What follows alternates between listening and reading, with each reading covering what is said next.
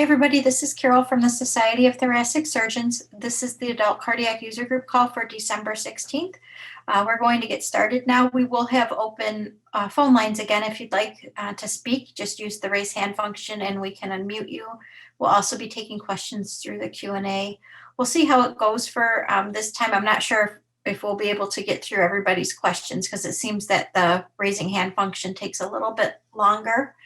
So if that happens, maybe we'll limit the open microphone raise hand function to maybe once a quarter or something like that, but let's see how it goes and we'll get started here. So on the call with me, I have the usual suspects, the STS and IQVIA staff. Thanks everybody for joining. Couple STS updates, the IQVIA update, and then user feedback. Please, if you have submitted a ticket or submitted an issue to IQVIA, please include your ticket or case number. Along, if you know your PID, please include that as well. Again, you could use the raise hand function and be sure to unmute yourself, or if you'd like to submit the question using the Q&A function. We'll get to those after the presentation. A couple STS updates. We have the December training manual has posted. Oh, I forgot to remove. It has the AQO updates, but those were posted in November. Harvest 1 2020 benchmark report is being finalized at IQVIA. Harvest 3 2020 closed on September 4th. Those COVID-19 positive patients will be removed from analysis. The data has been received back from DCRI to IQVIA, and they are working on getting that uploaded for sites. Harvest 4 closed on December 9th, and the Harvest closed on December 9th. Opt-out was December 11th, and that data will be sent over. IQVIA will be pulling that snapshot soon. Harvest 2021 schedule was posted earlier this morning, so it is available online, and I can show you where to find that. We'll do that shortly before we go to Q&A after the IQVIA update. Don't let me forget. And then public reporting is expected to be updated in mid-March of 2021. And that will be using the Harvest 1 2020 data, which is OR dates through December 31st of 2019. And don't forget to claim your CE credits for AQO by December 31st. After December 31st, you will not be able to claim your credits. Starting with January 1st, we will be utilizing a temporary yes or no field to collect information on this Edwards PhysioFlex annuloplasty ring, any size. It's ELS 5300. This is coming from our research department. We need to start collecting this we need to start collecting data on this device. It was approved in March 2020, so it did not make it into the data specifications for version 4.20.2. We don't usually do this when new devices are approved after the data version, but it's a special request coming from our research department that we start collecting data on these devices. It will be added into the mitral implant section, which I have a snapshot down here, and we'll put it in underneath this UDI here. It'll just say temporary yes, no to YN2 with a yes or no. If this device was entered, you'll just check yes. We'll go over it again in the January monthly webinar at the beginning of the month. I will send out notification to vendors and sites and update the data collection form by next week. And I'm going to hand it over to Joe for his update. All righty, thanks so much. Good afternoon, everyone. We're going to go over some items that were updated this past weekend on the 12th of December. And there is a notification posted that lists these bug fixes out for you as well in the notification section. Starting with some configuration updates, STS 4572. The validation message for prolonged post-operative pulmonary ventilation greater than 24 hours was incorrectly referencing the previous cardiac interventions variable, so that has been corrected. STS 4766, there was a validation for the urgent, emergent salvage reason variable that was appearing incorrectly, and so that issue has been resolved. STS 4573, the patient ID has been set to be a required field, and if it's missing, a critical error will fire for that.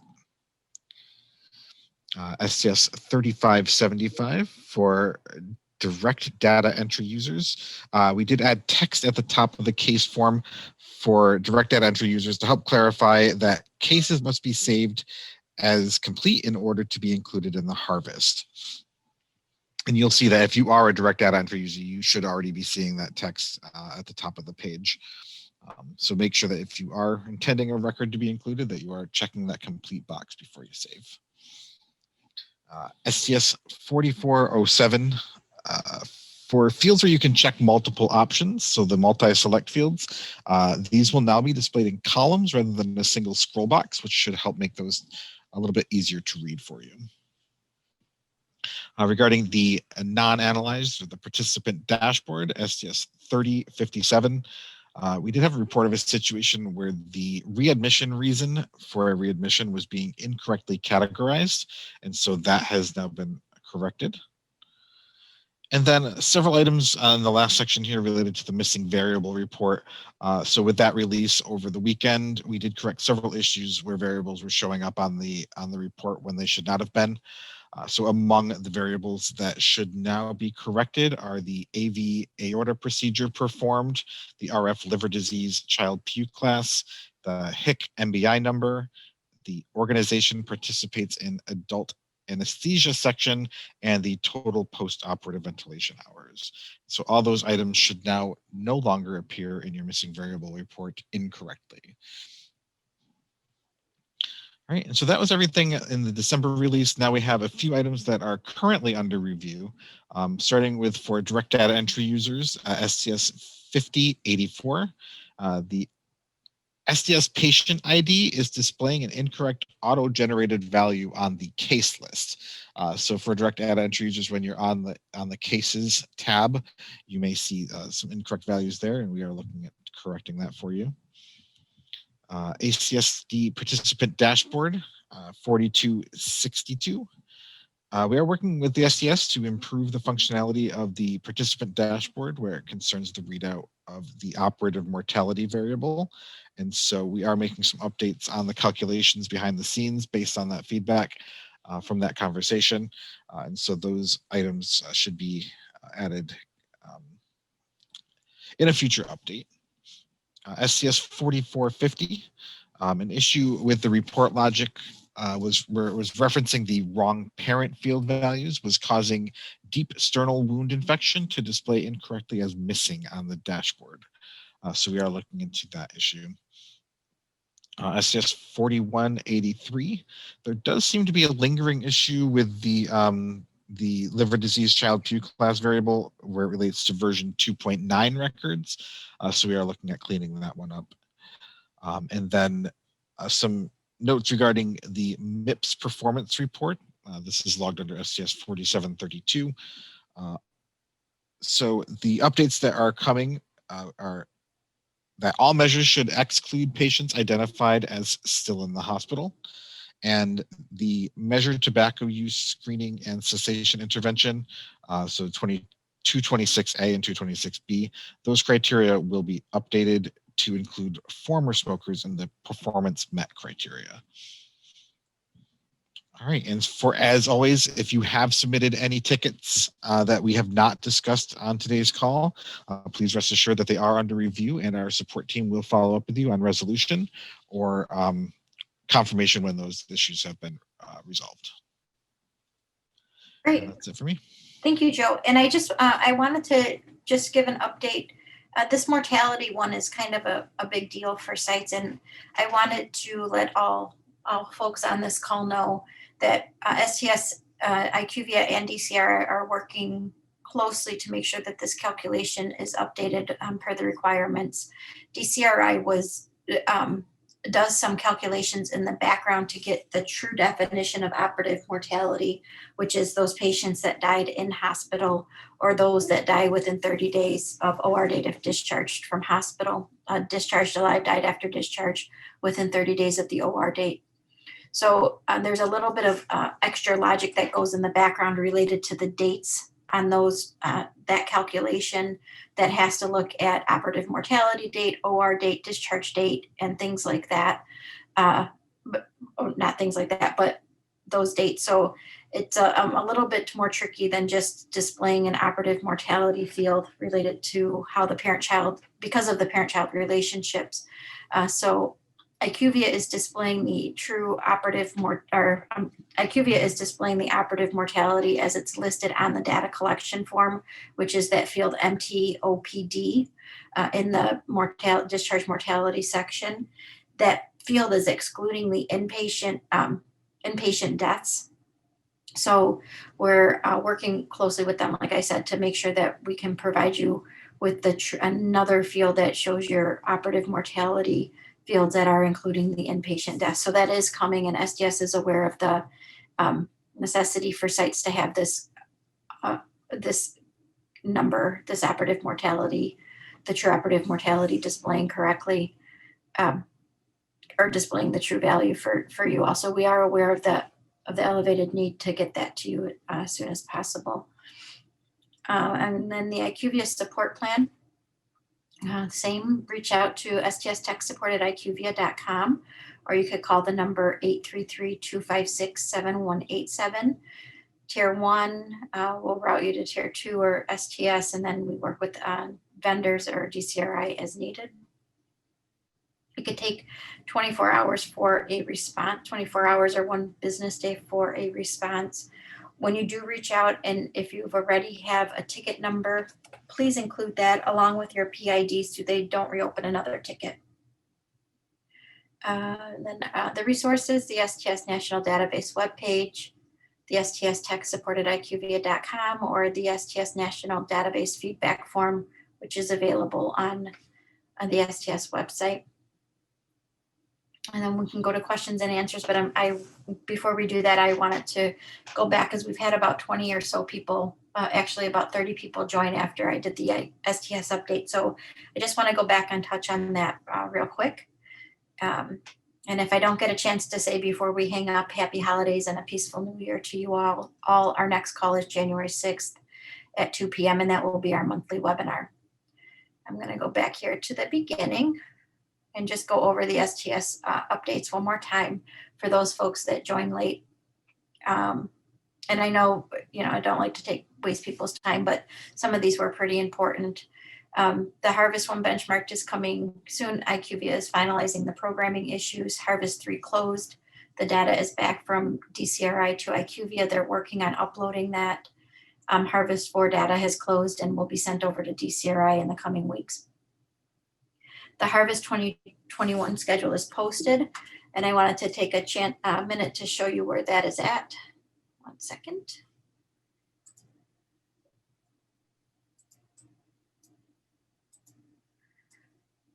Okay. If you go to the STS homepage, of course, it's going to take a second to load. Under registries, STS National Database, don't click on any of these green boxes, even though they look enticing. Don't click on them. Scroll down a little bit and you'll come to a list of important resources. The 5th one down will be your harvest schedule and information. And you'll see the harvest schedules have been updated for 2021. So I know folks like to plan their vacations, which just shows your dedication to the database and to your jobs, to your professions. You can now plan your vacations if you use the schedule to do so. That really speaks a lot. I share that kind of jokingly with a lot of our surgeon members and other people, how serious our data managers take their responsibilities with the data at their facility, and that a lot of them plan their vacations around our harvest schedules, especially around the holidays. The other topic I wanted to point out was for folks that join late is starting January 1st, we will be collecting data using this temporary yes or no field. It's called temp YN2. As requested by our research center, we will be collecting this Edwards PhysioFlex annuloplasty ring which is as ELS model number 5300, and any size will go in this field. I sent an email out. I want to say it was probably to, there we go. I sent an email out probably to a couple hundred, 300 or 400 sites who were using this field to collect data. And these fields, these temporary fields, are only to be used if directed by STS for an STS specific project. About 300 or 400 sites were collecting fields, data in this field outside of being directed by the STS to do so. If you have, or if you are using these fields, you need to stop using them, because we will have data going in there that's STS related on January 1st. And you will lose your data in there. So please stop using these fields if you're doing so for internal purposes, and work with your vendor to have them put in a site-specific field within your vendor software. This temporary field, I'll add it into the data collection form in the mitral section, under the mitral implant section, and it'll say, was an Edwards PhysioFlex annuloplasty ring inserted, yes or no? And you can select the correct answer. And then I will send out notification to vendors and sites, DCRI and IQVIA, by next week, and I'll have an updated data collection form posted as well. So those were the STS updates for the group, for those people that missed that or had additional questions. So let's go over to the Q&A, and if anybody would like to speak, you feel free to raise your hand and we can unmute you. Right now there's about 11 questions in there, so I'm going to start with the Q&A and see where it takes us. The first question is, how long do you recommend we keep paper data collection forms? 2 or 3 years? And this is a great question, Rita. We do get this question quite a bit from sites that collect on paper. And my recommendation has been, because we do audits, and the audit can go back, not just the audit, but in addition to the audit, the outcomes reports go back 3 years. So for valves, it goes back for 3 years. So on a case that was done for the outcomes now, so say we're going to look at Harvest 1 2021 data, and we're looking back, that would include data from 2020, 2019, and 2018. So if you have a question about a case that happened that's included in that composite outcome for a 3 years composite, then I would suggest that you hold on to those records, paper records, for 3 years, especially if you take notes on them, so you can refer to it if you have any questions. For auditing purposes, we are going to audit in 2021. We will audit a half a year of 2019 and a half of a year of 2020. So we're going to audit July 1st through December 31st of 2019, and January 1st through June 30th of 2020. So it would be important to hold on to those records for at least all of 2019 and all of 20. So that would be 2 years worth. I would recommend the 3 years though. Next question is, a patient was in a nursing home. Their roommate was COVID-19 positive and passed away. The post-op patient was very ill, arrested, and was readmitted. Patient had a rapid antigen test and it was positive. Is this acceptable to test, is this an acceptable test to code 14, which is a yes answer? And was the patient tested COVID positive? The answer to that is no. You have to have a PCR positive test. It cannot be the antigen test. So this patient needed to have a PCR test to check for COVID positivity. Next question. I checked the IQVIA website this morning, and the risk-adjusted models for Harvest 1 National Report, as well as the anesthesia module reports, are still not available. By the time we receive these reports, the data will be a year old. How can we justify the added expense of participation in the anesthesia module if the reports are so delayed that they are a little value for quality improvement? So the risk-adjusted reports for Harvest 1 are available. What's not available at this time is the benchmark report and the anesthesia report, which will be part of that benchmark report. Certainly understand that this is a very off year related to getting your data back so late. And I agree that having data that's over a year old or even a year old is not very helpful for quality improvement at sites. But we are doing the best that we can. STS, IQVIA, and DCRI are all working together to get that data posted as soon as possible. If you'd like to reach out to Donna McDonald, if your administrators have specific questions for her, we can certainly put her email in the chat box. Leanne, if you wouldn't mind doing that. Will do. Thank you. Next question to IQVIA. Validation with error messages to check lab values. Is the validation using as per manual users or real value? Manual user. I'm not sure I understand that question. The validations that are in place at IQVIA for the lab values are those that are provided in the data specifications. And it specifies if they're real values or integers. I think we're using the usual lab range values. Maybe that was a sort of autocorrect from usual to user. So the usual value should be showing up as a warning. And those are.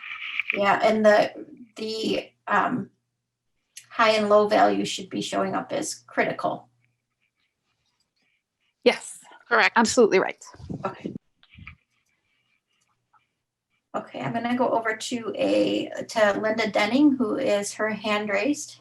And Linda, you're just gonna have to unmute yourself.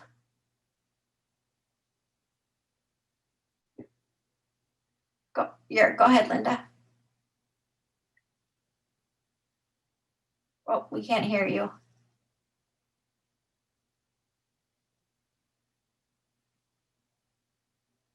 Okay, I'm gonna take, Linda, if you can figure out your mic, then speak up. I'm going to go to the next question, which is coming in regarding TINs. I'm sorry I missed the first couple of minutes. I was getting error message that the TIN is missing.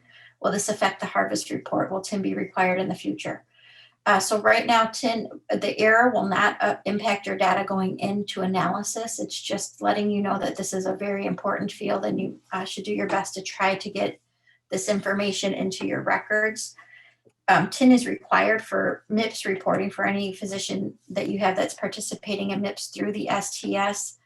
It is not required for cases outside, for physicians outside of that. However, it is likely that CMS will offer different types of reimbursement or payment models in the future that will require TIN.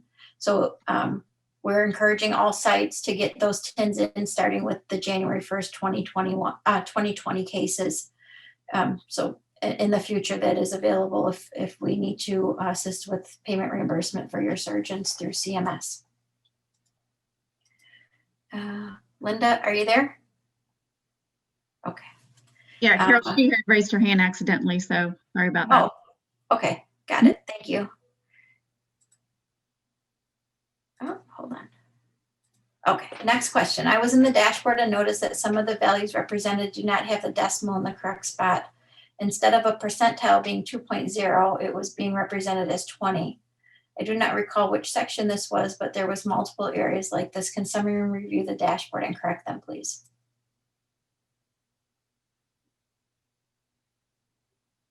IQVIA will be happy to look into that. And if you could send us a specific example of where you saw that, Heidi, that would be really helpful.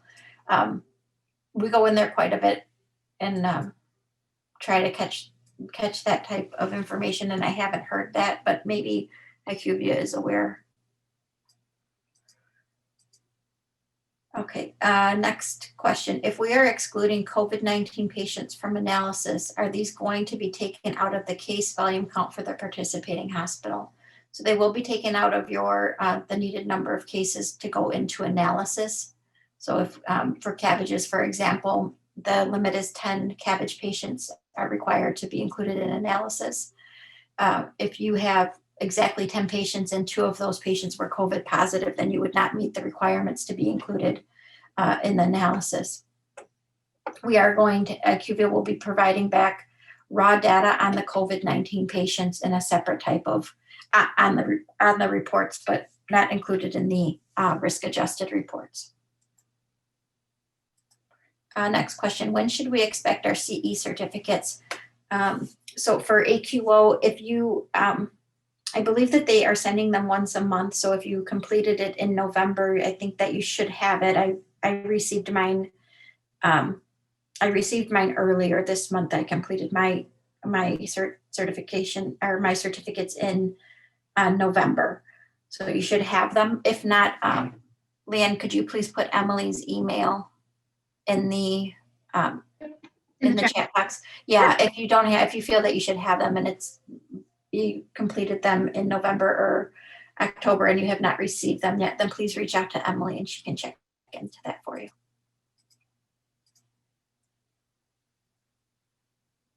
I'm going over to Donna, who has a question with her hand raised. Donna, if you're there, just unmute and go ahead.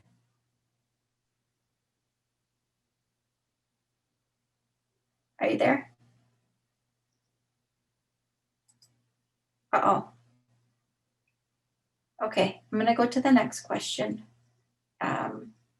Melanie, did you want to take the question from Kimberly? Yeah, I actually was trying to type the response back to her, but I can say it. I can take it. I was like, I can't get back to the chat box, but Kimberly, let me, so the initial question that she had was related to on the case form. She saw that there is a complete checkbox that is available, and she wanted to know whether or not checking that option was going to impact her cases when it came to harvest. And there was, I guess, an item where we have a platform enhancement. It's for direct data entry users. For direct data entry users, they use that method to indicate that their case is finished, and that is what will be sent to analysis. But for those that are not direct data entry users, you're uploader only, you do see that checkbox, but you are not allowed to save that actual record since it's in a read-only mode. So checking that box will not actually do anything in regards to preventing it from going to analysis, because it's not going to allow you to save it. There's no option for you to save that change. So Kimberly, that's what I was saying. At the very top of the window, you will see that there's no option for you to actually save. Hopefully that clears up that question, and others may have had that same. So hopefully that cleared up that that question. Great, thank you, Melanie. Next question is, have the yearly bills for STS and anesthesia modules have been sent out? They should have been sent out last week. If you did not receive it, Leanne, I'm going to ask, sorry to make you do work. If you could put the STSDB email address, or Jane, do you know? I think Jane's on, not to cold call on her. Maybe she stepped away, but maybe we could put the email to STSDB in the chat box for folks to reach out if, I think that's who they should go to with billing questions if they haven't received them yet. Yep, we'll do. And I apologize to Jane ahead of time. Teresa says, why are we collecting data on annuoplasties for companies? So we're not collecting data on annuoplasties for company. It's a device that we've been asked by our research center to collect if it's being inserted or not. Typically, this device would have been added in at the start of version 4.20, but because it was FDA approved in March, it missed the data specifications when they were sent to the vendors. So we've been asked to add it in as a temporary field. If a patient does not have a mitral procedure, should we leave the yes or no temp field? No. Yes, you'll leave the field blank, and Melinda and I will come up with some language in the training manual to make that very clear. Also, in the email I send out, I have sent out next week, will include further information, but you'll leave it blank, which means that it will show up as missing on your missing variable report, but you can ignore it for those cases that were not mitral valves, or just ignore it. It wouldn't worry about making sure you check if it's showing up on your missing variable report. Next question, what is the Maxie units for the adult open heart day? And I was going to try to see if I could see that. I think it was over 20 actually, but let's double check. So it was more than what Illinois required for a 2-year relicensing, which I was very happy about. Let's see.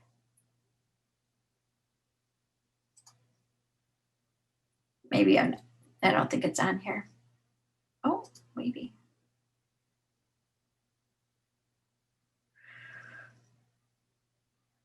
No, I don't see it on here. But I know that it was definitely worth it. It covered me for 2 years for my Illinois license. So why is the data submission end date 2/12/21? That's not even halfway through the month when we would normally have at least another week.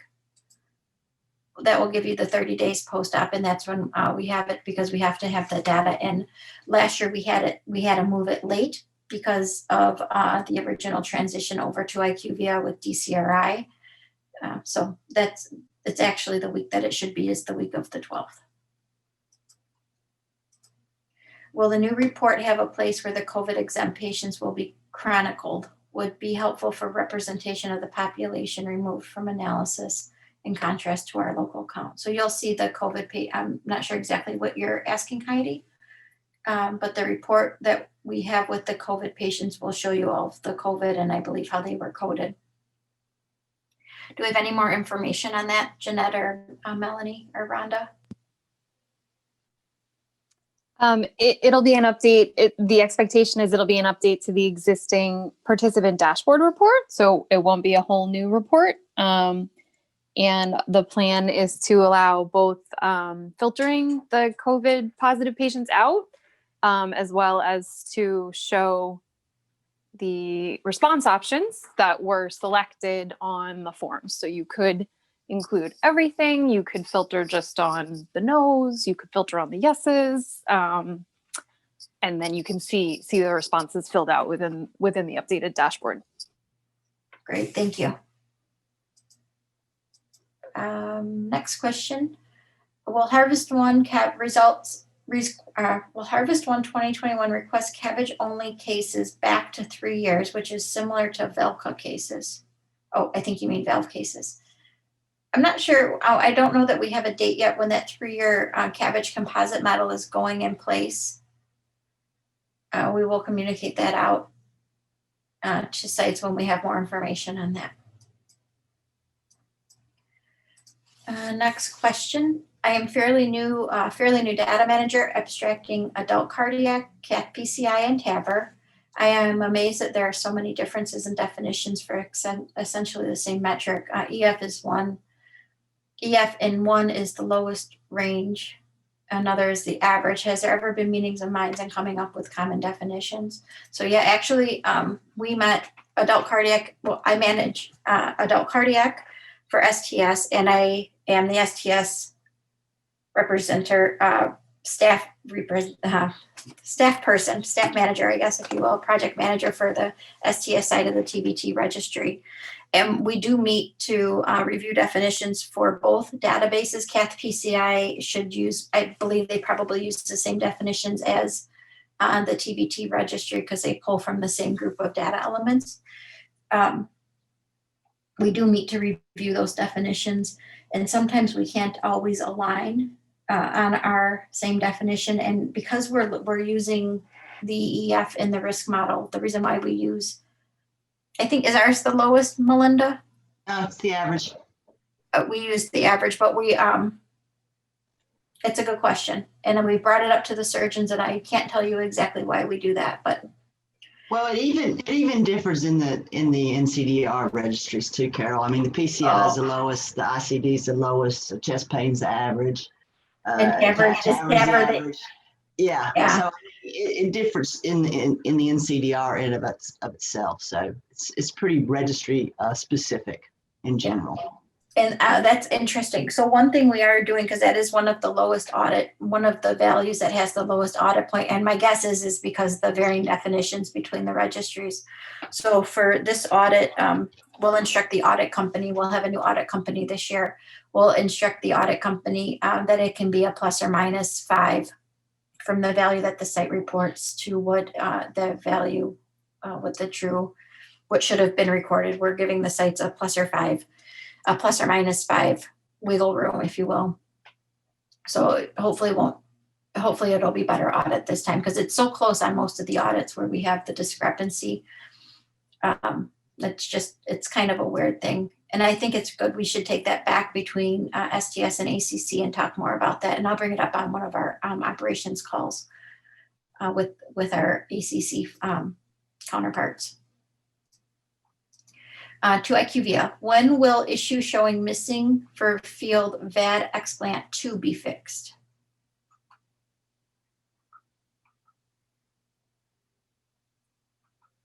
IQVIA? Let me take that one. It's Melanie. Yep, that one is not listed. It's currently under review, but we are looking at doing another release at the end of this month. And that one is targeted to be included. I just pulled up the information. I think that was Jennifer that was asking. And also, I think there was a Susan that I had sent a message to. So Susan, if you're still on, that actually is the same issue of VAD explant number 2, which is STS 3945. So I'm following up with that support team member that you said you received an email response from.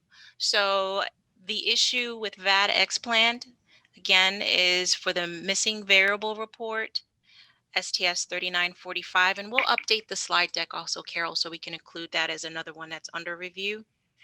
And that's targeted for this month. Thank you, Melanie. You're welcome. My predecessor captured data on paper. I was about to shred it all. What is the logic behind keeping the paper chart when everything is in the EMR? I mean, that's a good question. Some sites take notes. Some people who abstract on paper keep notes on paper.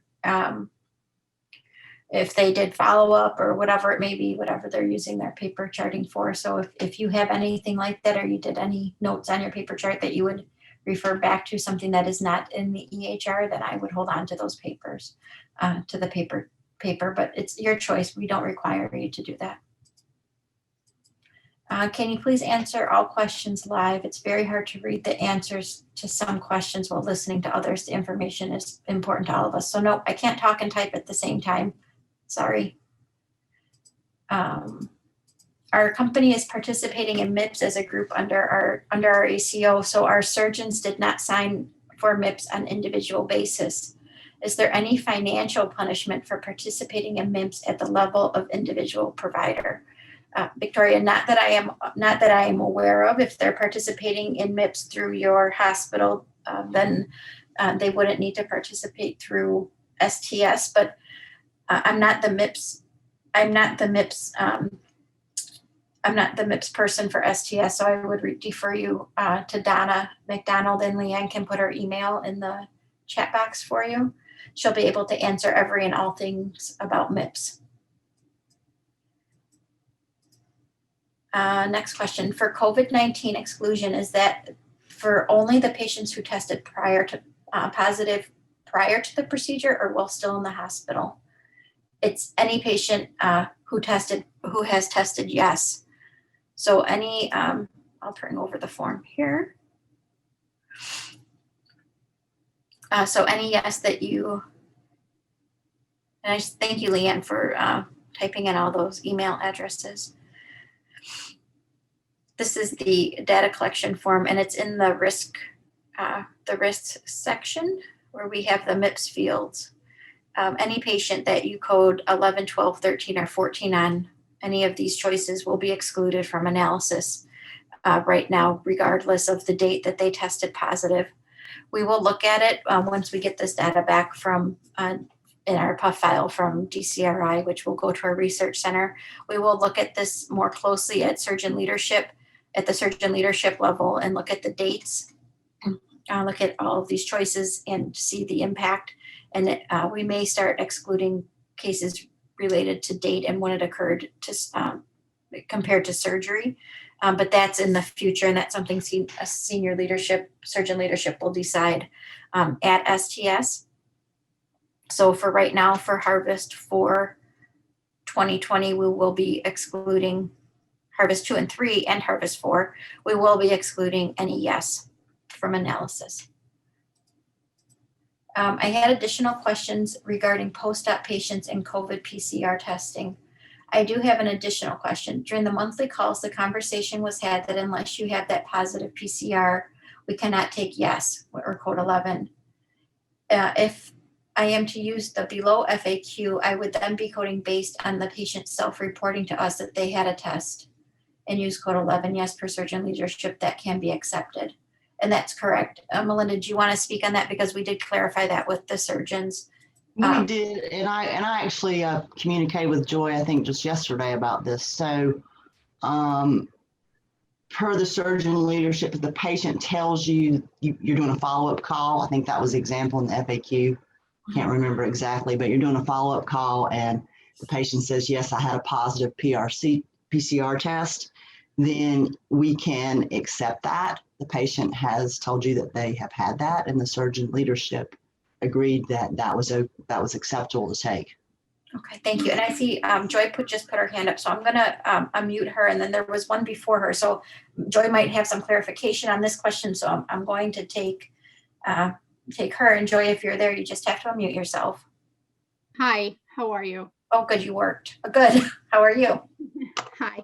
So yes, Melinda did get back to me and I hit enter too soon. So basically my question goes back to the first question I had asked about the patient who was readmitted and it was a rapid.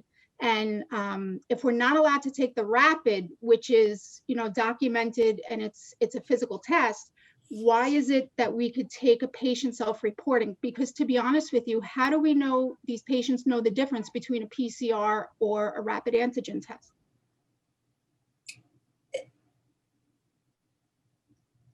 Isn't a rapid test still a PCR test? An antigen test is a blood test, isn't it? But if we only have the antigen, The you're saying, antigen is a blood test, so it says that the patient. because Yeah. not all rapids, are all rapids PCR? Well, Yes, the surgeon leadership believes that all rapid tests are PCR tests. yeah, I think the antibody test is an actual blood test, and I'm not sure that it's not. The antibody is blood test, and it is. I don't believe it's that rapid. I think most rapid tests that they're doing in the ER these days are the PCR testing. Okay, thank you.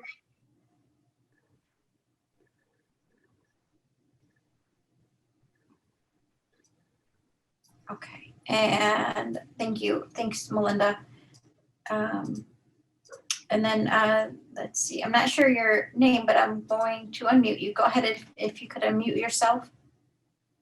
Hi, it's Laura. Oh, Laura. So I'm wondering, so I had a patient who post-op, 38 days post-op, turns up COVID positive.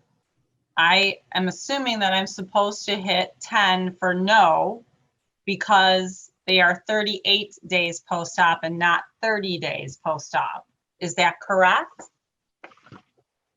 Yeah, that's correct. It's within 30 days of surgery or Harvest Code 14. Yes, after discharge within 30 days of surgery. Okay, so there's nothing else I fill out, just put that 10 for no. Carol, this is actually a good thing to bring up. When they have a test, a positive test like that, that's outside of one of those codes, would we still want to put the date, in the temporary date field, or I don't know, it's just food for thought. Yeah, we should just collect the dates on those that are marked yes. Okay. Okay, so if I did put in the date, will it kick it out and realize that it was 38 days past? Because I contemplated that too. Looking at the FAQs, I thought, well, I can't say that he had COVID, but I thought you guys wanted to know who did. So I figured if I put the date, it would know that it was 38 days past. And we can look at it on the back end that way. So all that DCRI is looking at when they pull out cases for analysis are these harvest codes 11, 12, 13, and 14. They're not looking at the date field, but our research center will look at the date field in relationship to the surgery date, and they'll be able to determine when that patient was coded. If you code this, we would just assume that it was a yes. However, some sites were coding the date of any testing. I think those sites have corrected their coding now. They were coding the date of any testing, not positive COVID-19 testing. I think there was just confusion at some sites. So we are looking at the yes field, and then we would look at the date field. If you have a no and a date here, it would probably get thrown out. And I don't know. We would have to talk to our research center about what they would do with those, but they haven't gotten the data yet to look and see what that number is of sites that have those coded patients like that. So when you get that answer, and hopefully it's soon, can you put it in the book so that should I just take that date out? Because I don't want the case to get thrown out if I know it was 38 days post-op. So yeah. If I confuse someone, then I might as well just take the date out. It would probably be better just to take the date out, but we're not looking at the date field to remove that case from analysis. Oh, okay. We're just looking at the yeses. The yes. And it won't matter if the date's in there or not, because you're basing it all off of that temporary field 7230. That's correct. Yes. Okay. Okay. Thank you. Thank you. Thanks. Okay. Let's see. Diane has a question. In the IQVIA non-analyzed report, are the COVID patients included? COVID positive patients included? Can they be excluded, or can there be a filter to allow us to exclude them? I realize they will be excluded from the analyzed report. IQVIA, did you want to take this one? Sure, this is Jeanette. So currently the participant dashboard does include the COVID positive patients. We have been asked by STS to add some additional options to allow you to choose whether those patients are included or not. And we are looking at making that change in an upcoming release. Great, thank you. Thanks, Jeanette. In previous harvest, the original deadlines was the 3rd, February, May, August, November, the 2021 dates of the second Friday. This could be difficult for managers in high volume programs. So just as a refresher, prior to, I think, 2017, we did harvest only 2 weeks. So you only had 2 weeks to harvest your data in. We've gone to continuous submission. So you have however long to clean up to get your data in. You have 6 weeks to clean it up from the 30-day follow-up window. Last week, we were supposed to have it the second week of each month. So that's the dates that we'll be sticking with. Again, this is a continuous harvest. So much different than what was previously available with the 2 weeks. And I can tell you just from looking at the rate of site submission, most sites still do only submit the 2 weeks prior to harvest close, unfortunately. So hopefully 6 weeks will be enough time for you to get your 30-day follow-up in. Next question, will the COVID exclusion apply if patient tests positive only during readmission? Will it also be excluded? So any of these yeses will be included. So yes, prior to hospitalization, yes, in hospital prior to surgery, yes, in hospital after surgery, or yes, after discharge within 30 days of surgery. Next question, has the Harvest 1 report been completed yet? So the Harvest 1 risk adjusted report is available on the IQVIA platform. The benchmarked report is in its final testing at IQVIA and should be available soon. Hopefully, very soon.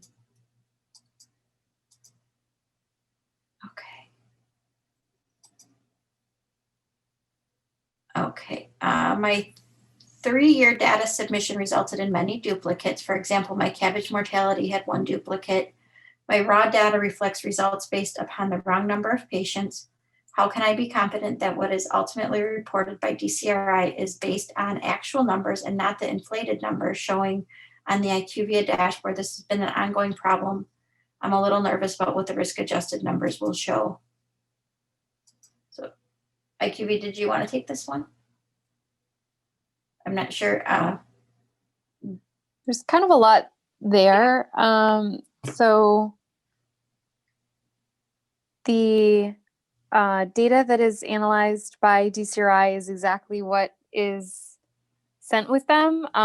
With regard to mortality counting, they do consider mortalities based on the patient, not on just the surgical case. We are revisiting some of the mortality presentations in the participant dashboard in light of feedback such as this. So please do not be concerned about the the counts that are shown in the participant dashboard influencing the analysis, because the analyzed data set runs off of the submitted records. And so if you did have 2 surgical cases for the same patient that had a mortality, the analysis would consider that, and the double counting situation should not occur there. Hopefully that addresses your question. Thank you, Jeanette.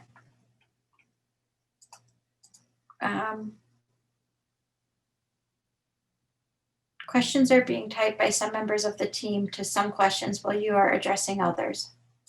Yeah, I think they're trying to answer questions that are specific to the user, that the user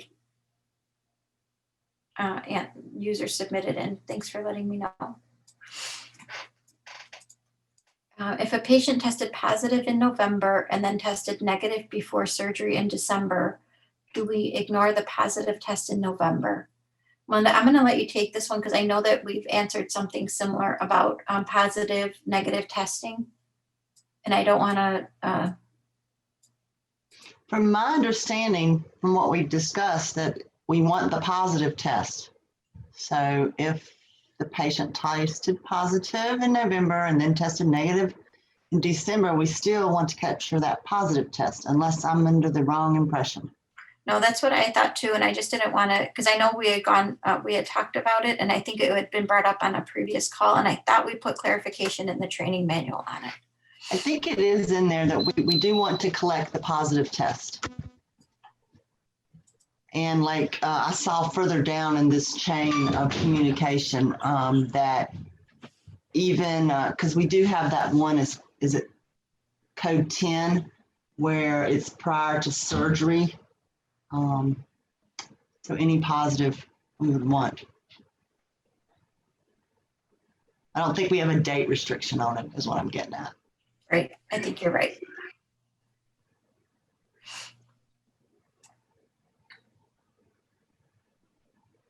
Okay.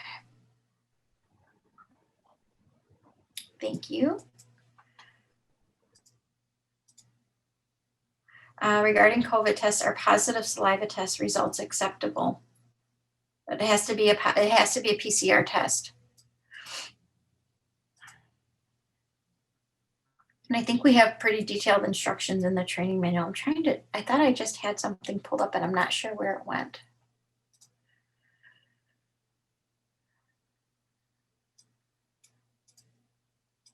Okay.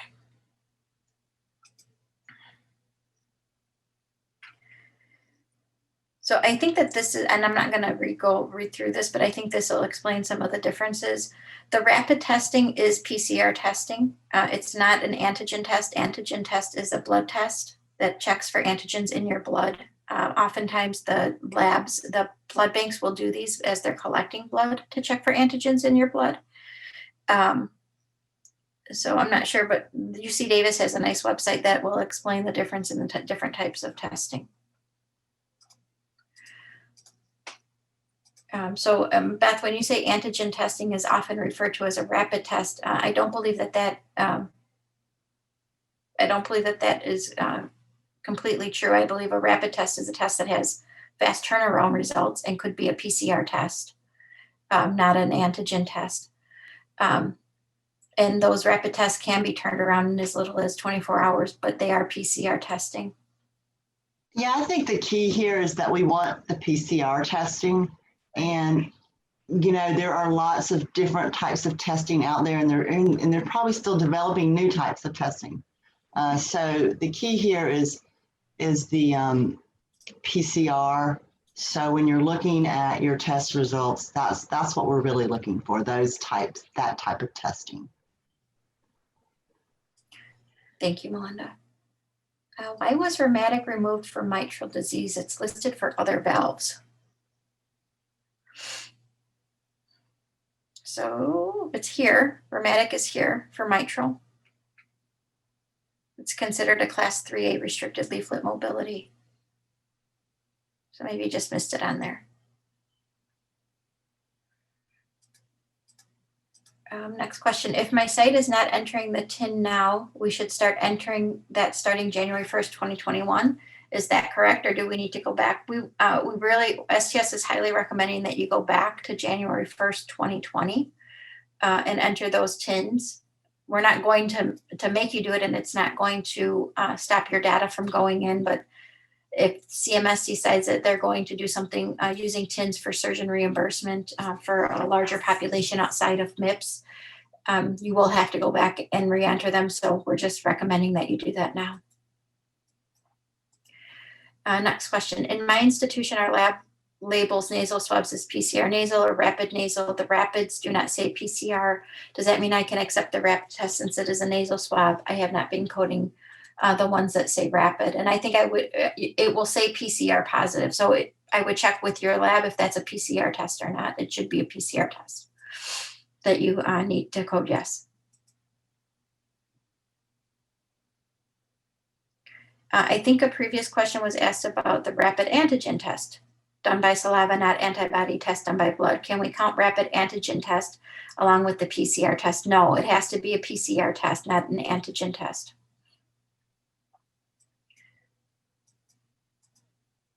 Those options on the dashboard need to be able to exclude TAVR and TMVR's patients too. And I'm not sure that we've talked about that yet, but that could be something that we add on for one of our elaboration calls, the IQVIA team. And they are excluded from the PROC IDs that IQVIA is applying. Are those applied on, the PROC IDs are applied on the unadjusted dashboards, is that correct? That's correct. Yeah.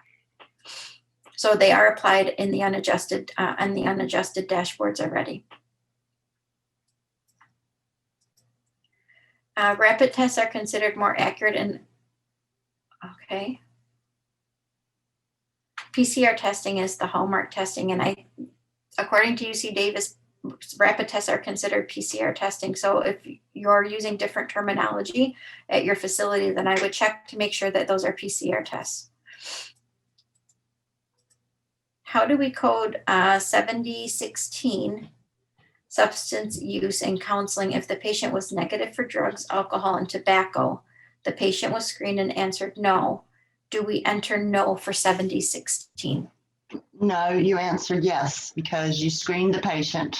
They were not positive and they did not require counseling. So you would say yes, you fulfilled them. You fulfilled that screening, and counseling is only if needed.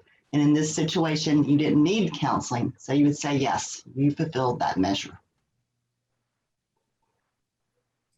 Thank you, Melinda. You're welcome. Oh, and we're at time. I'm going to take one more for Darlene. She says, how many cases have to be submitted for the surgery to have data star rating report? So this information is provided in the national report overview that's in the IQVIA library or IQVIA resource section. You'll see it in there. It will provide you with the mortality thresholds for the mortality fields, and it'll provide you with the required number of cases, which is you'll see a section, it'll start with 10 cases for the cabbage, and then it'll list the mortality thresholds, and then it'll go into the valve sections. So I refer you to that. Make sure if you have questions, you reach out. It's a very detailed report, but it'll provide you everything you need regarding how cases, what's what allows cases to be included in analysis and how the analysis is performed. Okay, just one more for Lucretia. Can you repeat the comments about COVID negative and capturing the data? Only put the date if positive. Yes, only put the date if the patient has a positive PCR test. Okay, anything to add, Melinda? IQVIA, are we good? Okay. Oh, Carol, let me just a quick announcement. This was one of the items in the that I responded to in chat. The updated version of the errors and warning checks have been updated on the library. So you can go ahead and take a look if you wanted an updated version of that for the actual logic checks. So just wanted to make that announcement. Great, thank you. And okay, thanks everybody. I hope you have happy holidays and a peaceful new year, and we will talk again in 2021. And so happy that 2020 is ending. 2021 is going to be a better year for all of us. So I hope everyone takes care, stays safe, and we'll talk soon. Thank you.